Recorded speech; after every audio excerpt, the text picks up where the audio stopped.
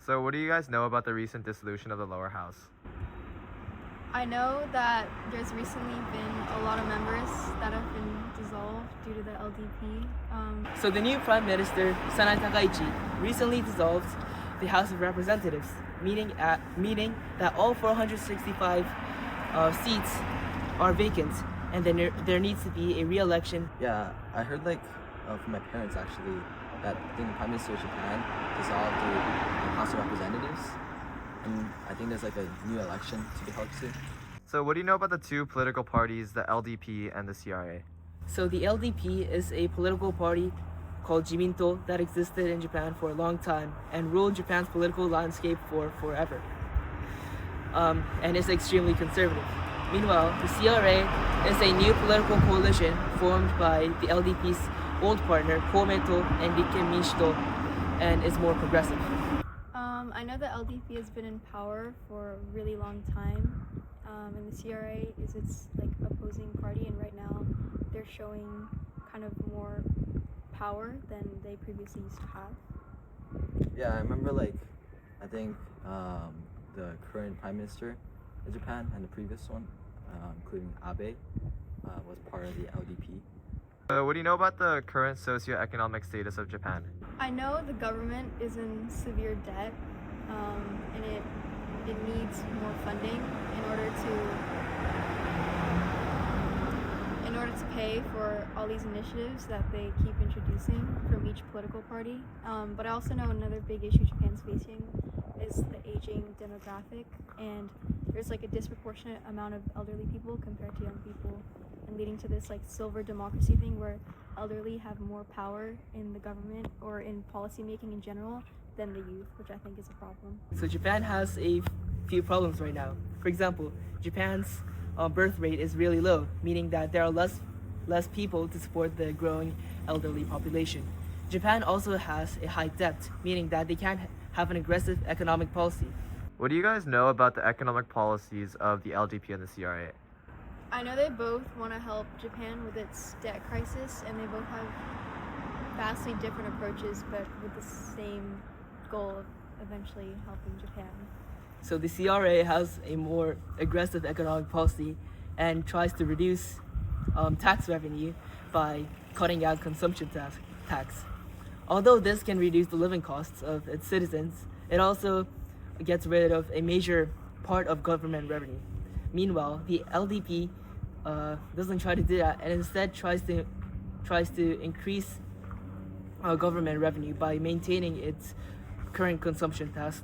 I think maybe I'm wrong, but I heard that the LDP is more conservative. So I think in terms of the economic situations, they're not spending that much money aggressively on they're not spending money that aggressively, especially also due to the fact that their economy doesn't allow it capacity-wise. What do you think about Japan's aging population crisis right now? I think Japan's aging population is a huge crisis in Japan right now, where Japan has a growing elderly population, but it has a very low birth rate. As a result of this and the healthcare system that the government implements, less people have to support the large elderly population in a way that is financially unfeasible. So what do you guys think about immigration as a way to solve Japan's crisis on its aging population? Especially considering the number of Japanese people that are extremely conservative, I think that aggressive immigration policies of allowing a ton of immigrants to go into Japan can have, many backlashes of people arguing that it's going to result in a loss of Japanese culture. However, I think that it can be very beneficial to Japan's economy, especially considering Japan's low birth rate, as it can supply a workforce. I think it's a very good solution, and I think it's a plausible one if Japan is willing to open its borders more and be more welcoming to immigrants. I think right now there's a pretty small population of the number of immigrants or foreigners that come to settle here in general, and I think this can really help boost Japan's economy in multiple ways, whether that's helping with the demographic crisis or with its economy. I think that the immigration really helps fill in these parts of the workforce that usually only young people take on. For instance, the combini in front of my house, actually most of the workers are immigrants, and it's really rare to see like someone who's like not an immigrant. So I think in that case, like in that way, immigrants are able to fill in like these jobs that maybe people in Japan might not want as much. So what do you guys think about the idea of like the fear of sticking out and the Japanese saying "deru kugi wa utareru"? I think that saying is very prominent in Japan. For example, when you're on a train and say someone falls down, nobody really cares because they don't want to stand out. I feel like that culture kind of has an extremely negative effect on Japan, and no one's really willing to take risks because they are afraid to stand out.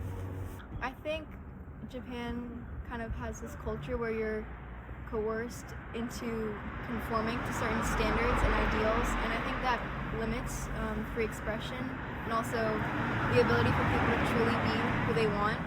And I think that has both positive and negative effects. I think one good thing about that is that it's allowed Japan's culture to remain really strong and one of the strongest in the world, in my opinion. But I think another thing is obviously that it limits like one's ability to actually be able to express who they are. And I think Jungi mentioned this earlier, but about xenophobia. I mean, I don't know how else to say that, but that was pretty blunt. But Japan is a xenophobic country in general, so they're not very inviting to foreigners.